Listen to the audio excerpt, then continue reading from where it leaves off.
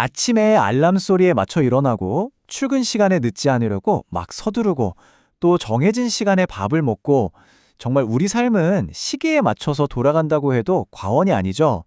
근데요, 인류가 언제나 이렇게 살았던 건 아니거든요. 옛날에는 해와 달의 리듬에 맞춰 살았는데 어떻게 우리는 이렇게 분과 초 단위로 쪼개진 시간의 지배를 받게 된 걸까요?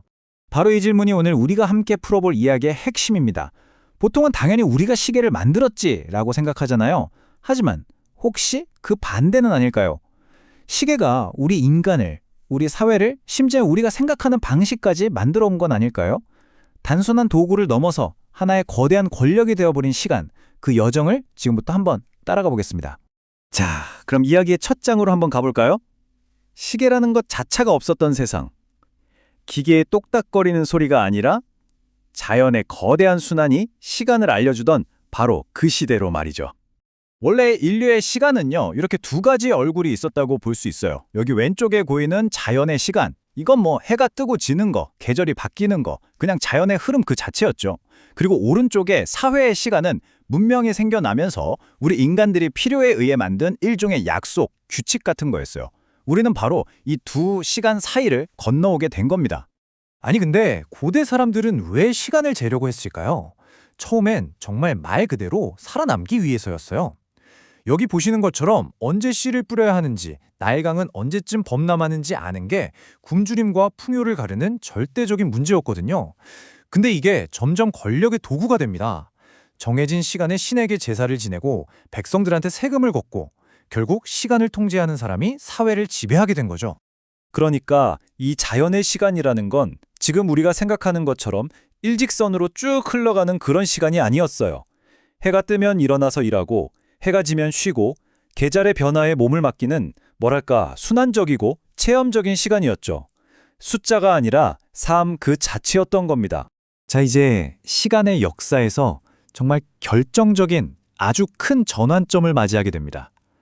시간이 신의 목소리를 통해서 공동체 전체를 통제하기 시작한 시대, 바로 중세로 넘어가 보죠. 13세기 유럽을 한번 상상해 보세요. 이 시계탑 하나가 모든 걸 바꿔버립니다. 그전까지는 사람들마다 시간이 다 제각각이었단 말이에요. 그런데 이제 도시 한가운데서 쩌렁쩌렁 울리는 이 종소리가 모두의 시간을 하나로 딱 묶어버리기 시작한 겁니다. 이건 그냥 시간을 알려주는 소리가 아니었어요. 이건 바로 신의 시간이었고 누구도 거역할 수 없는 공동체의 규율이었습니다. 수도사들은요, 하루에 무려 7번에서 8번씩이나 정해진 시간이 되면 하던 일을 전부 멈추고 기도를 했어요. 그리고 이 리듬을 알리는 종소리가 수도원 담장을 넘어서 도시 전체로 퍼져나간 거죠. 시장이 열리는 시간, 성문이 닫히는 시간, 모든 일상이 이 종소리에 맞춰 돌아갔습니다. 이게 바로 인류 역사상 최초의 대중적인 시간 규율이 탄생할 순간이라고 할 수 있습니다. 이제 신의 시간은 돈의 시간으로 바뀝니다. 산업혁명의 기계 소리와 함께 시간의 지배자도 교회에서 공장으로 넘어가게 되죠. 바로 이 말, 시간은 돈이다. 이 한마디가 새로운 시대를 열어젖힌 거죠. 시간은 더 이상 신에게 바치는 경건한 무언가가 아니라 생산성을 높여서 이윤을 만들어내야 하는 자원이 된 겁니다. 교회의 종소리가 신앙의 리듬이었다면 공장시계는 자본주의의 심장 박동소리나 마찬가지였어요. 공장에서 울리는 기적소리, 기차가 도착하고 떠나는 철도 시간표가 사람들의 삶을 시, 분, 초 단위로 아주 잘게 쪼개기 시작했습니다. 이전까지 자연의 리듬에 맞춰 살던 사람들은 이제 기계의 속도에 맞춰서 움직이는 아주 규율 잡힌 노동자로 다시 태어나야만 했죠.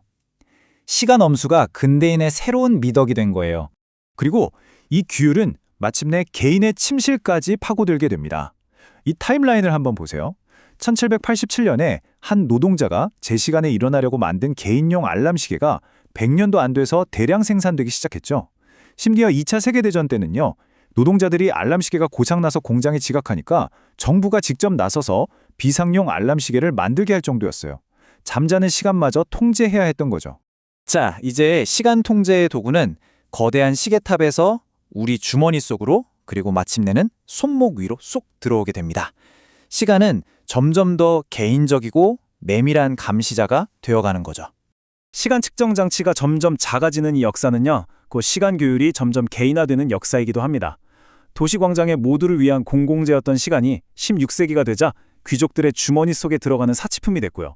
20세기에는 마침내 모든 개인의 선모 위에 올라왔습니다. 그리고 21세기, 지금은 어떤가요?